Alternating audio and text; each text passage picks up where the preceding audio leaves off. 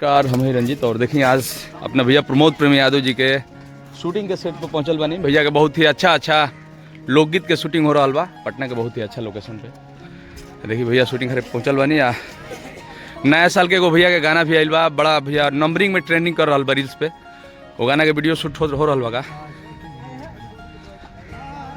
और भैया के साथ में बहुत ही अच्छी हीरोइन प्रियंका महाराज जी भी हैं, बहुत अच्छी एक्ट्रेस है जी भैया। प्रियंका महाराज जी लक्की हैं हम लोग के लिए जी, बहुत अच्छा गाना आप लोग प्यार से बिल्कुल। और आप सबके ये दोनों जोड़ी है हिट जोड़ी है, लेकिन एक बार फिर पुराना जोड़ी है और फिर एक बार आप सबके बीच बहुत ही प्यारा गाना लेके। और देखिए ये कोरस का टीम है, कोरस का ग्रुप है, फीमेल ग्रुप है कोरस का, बाकी मेल्स लोग भी हैं बैठे हुए हैं। बहुत ही अच्छा शूटिंग हो रहा बा गाना के। आप सब हर गाना के प्यार भी दे रहा और आप सब गाना के प्यार भी दे रहा बनी, ओकरा खातिर दिल से धन्यवाद।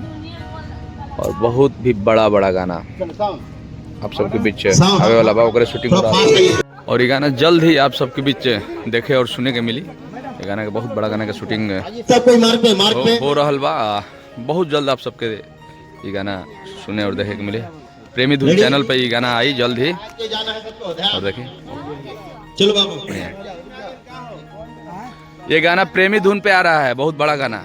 प्रेमी धुन के ओनर भी हमारे साथ हैं, साथ में टिंकू राय जी, इनका भी चैनल है बहुत बड़ा, जगदम्बा फिल्म के मालिक है। तो जल्दी 1 सेकंड में बोल दीजिए आप लोग, है कि भारत स्तर के सिंगर लोग के गाने आते हैं और आता रहेगा। जी। अब भैया ये गाना के बारे में बोली, बहुत बड़ा गाना बा, आपके चैनल पे होता है, शूटिंग हो रहा बा और ब्लॉग हम डाल रहा बनी। गोपालगंज से चल के प्रमोद भैया भी आइल बनी, भैया के मित्र हनी और हमनी के घर जीवन और हमनी के भी सेट पे बानी जा। बहुत ही अच्छा कभी ख्याल हाँ देखो देखिए हमनी के शूटिंग के सेट पे बनी, अपना भैया के शूटिंग सेट पे। बहुत ही बड़ा गाना 2025 के स्टार्टिंग में ये बड़ा गाना हुई। अभी तक गाना शायद ये गाना आज 25 तारीख है, 27 तारीख के छुट्टी। अब बहुत बड़ा गाना। अब बाकी पिंटू प्रेमी जी बानी भैया के परमशिष, यहाँ के भी बहुत भी अच्छा गाना के शूटिंग हो रहा बा। अब भइल भी बा, अभी वो गाना के शूटिंग यहाँ के होखे वाला बा। बाकी भाई के चैनल एगो और ओपनिंग होके जा रहा बा, पिंटू प्रेमी एंटरटेनमेंट। तो आप सबके अब वो चैनल पे प्यारा गाना सुनिए।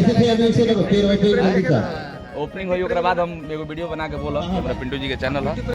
गोपालगंज से चल के प्रमोद भैया भी आइल बनी, भैया के मित्र हनी और हमनी के घर जीवन और हमनी के भी सेट पे बानी जा। बहुत ही अच्छा कभी ख्याल हाँ देखो देखिए हमनी के शूटिंग के सेट पे बनी, अपना भैया के शूटिंग सेट पे। बहुत ही बड़ा गाना 2025 के स्टार्टिंग में ये बड़ा गाना हुई। अभी तक गाना शायद ये गाना आज 25 तारीख है, 27 तारीख के छुट्टी। अब बहुत बड़ा गाना।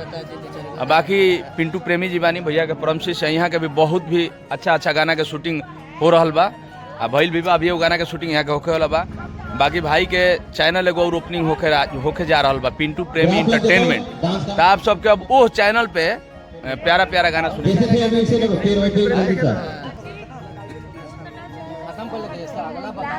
बाकी आप सब हमारा हर ब्लॉग के बहुत ज्यादा प्यार दुलार दे रहे हैं। रंजीत यादव यूट्यूब चैनल पे ये ब्लॉग को प्यार दिए और आप सब हमारा चैनल को सब्सक्राइब कर लीजिए भैया। और जो पेज पे देख रहा है हमारा रंजीत यादव पे पेज के भी फॉलो कर लीजिए। ऐसे अच्छा ब्लॉग आप सबके बीच हम लेके आए। तब तक खातिर थैंक यू, दिल से love you, Har Har Mahadev.